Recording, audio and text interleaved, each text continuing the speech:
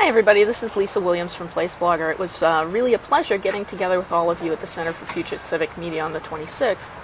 And I'm sending this to you via one of our hosts, Ingeborg Enter, who did such a great job corralling the combined ideas of this session. Thanks a lot, Ingeborg. It seems to me that a lot of the new possibilities that we wrote on the whiteboard at the end seem to have to do with changes in either the cost to produce media or the cost of accessing that media, both of which have changed dramatically, but not symmetrically in our lifetime. And I was playing around with moving these types of media around on this grid. I don't think it's perfect, but I thought I'd share it with you and maybe you can give me some ideas. Along the X or horizontal axis is the cost to access or interact with a particular kind of media. And on the right, we have things that are cheap and universally accessible, and on the extreme left, things only available to billionaires. The Y or vertical axis shows the cost of production, again with the items at the bottom being cheap or universally available, and the top being the work of billionaires or large corporations. At the bottom, you'll notice a green box with 1B on it. And the top edge says liberty, and the left edge says literacy. This stands for the 1 billion people on the planet who very frequently have neither literacy nor liberty in the sense of security in their person and freedom of movement. Within the box, there's very little sort of reliable access to either being able to produce something or consume something. However, there are some forms of media like music, theater, painting, and radio that don't require literacy, so they're to the left of the literacy line. And some that require literacy but not necessarily liberty, so they're below the liberty line but not behind the literacy line. And outside of that box, we have the contemporary media environment.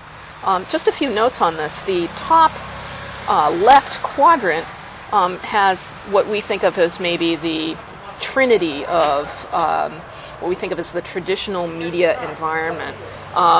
Network television, radio, newspaper, to a certain extent movies, and by that I mean in terms of the cost of production I'm really talking about Hollywood movies or their equivalent in other regions of the world like Bollywood.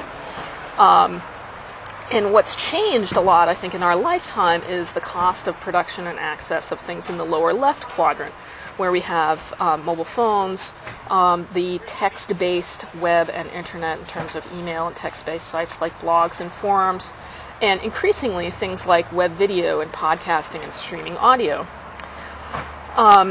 Within the lower left quadrant with 1B, we have sort of the traditional media environment that our grandparents might have had access to, some of which are very ancient, like theater, the plastic arts, access to books through public libraries, having a functioning mail system, and the most modern one of those is the one called POTS, which actually stands for plain old television. Plain old telephone service.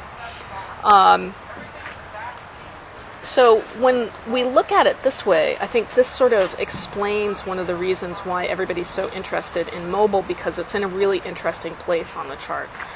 It's really, really low in terms of, it has an interesting place in terms of being low in the ease of access and low in the cost of production, yet you can produce more interesting things for it and get it out to more people, perhaps, than you would with theater, and produce sort of a wider variety of media than you would with plain old telephone service or with static media like public library letters, mail, magazines, that kind of thing.